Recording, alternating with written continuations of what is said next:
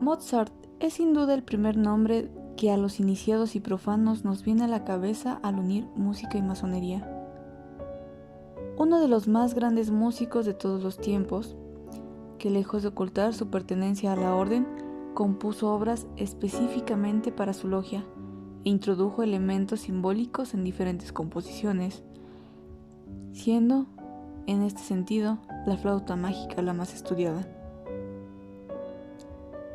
Pero de la misma manera que no toda la obra de Mozart fue creada para acompañar rituales, ni está compuesta de elementos de simbología masónica, la relación entre la música y la masonería no puede reducirse a ese compositor del siglo XVIII. Como tampoco podemos quedarnos en la nómina de músicos masones que, por otra parte y dependiendo de quién la redacte, se puede reducir a una docena o superar el millar.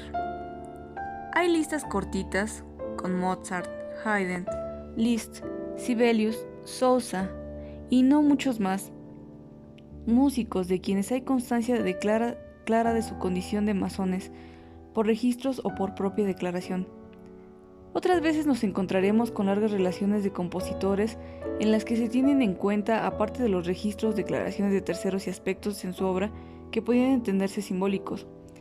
Entre los músicos cuya adscripción masónica no figura documentada en el registro alguno, pero sí contamos con elementos simbólicos en sus composiciones y testimonios de hermanos que aseguran su pertenencia a la orden, tendríamos a Beethoven.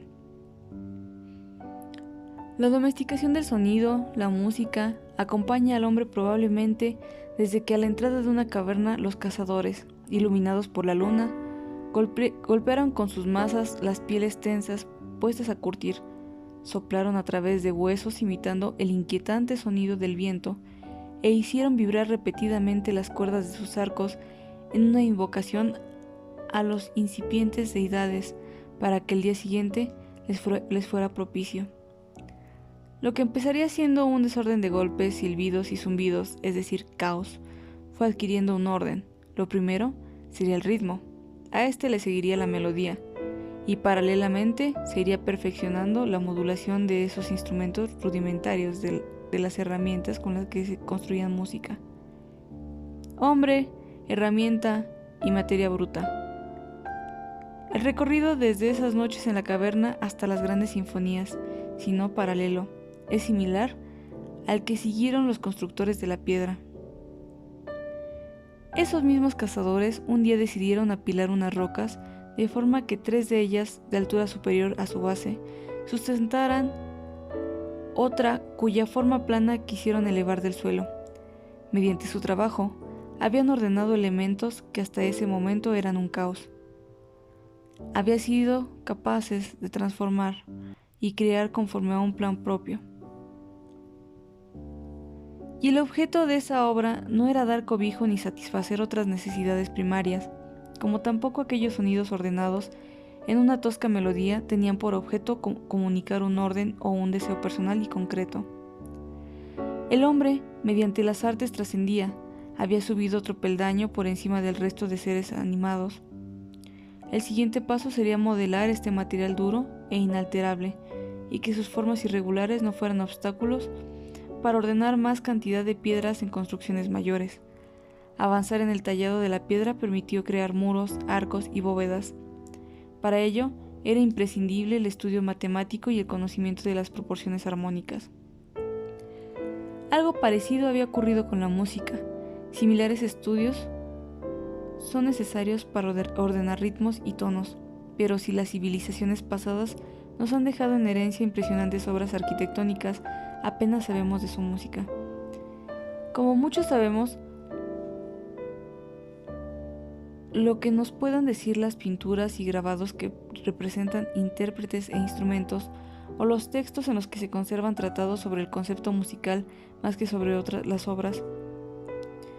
Podemos excavar Jerusalén y llegar a reconstruir fielmente el templo, pero por más que trabajen los arqueólogos, nunca sabremos qué oía Saúl de la cítara de David. Con un salto de milenios llegamos a la Edad Media europea. La construcción se ha perfeccionado y especializado en sus oficios de tal modo que es posible erigir grandiosos templos cuyos arbotantes al descargar hacia el exterior el peso de las bóvedas, permiten la abertura en los muros y arcadas, y que la luz se filtre a través de las vidrieras. Columnas y arcos combinan los círculos para crear resistentes formas ojivales, y el templo, sus naves y torres parecen acercarse al cielo.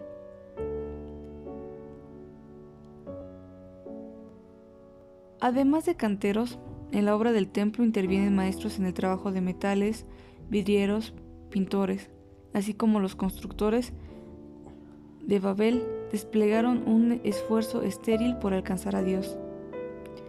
El masón operativo busca en el conocimiento de las leyes universales el acercamiento al gran arquitecto.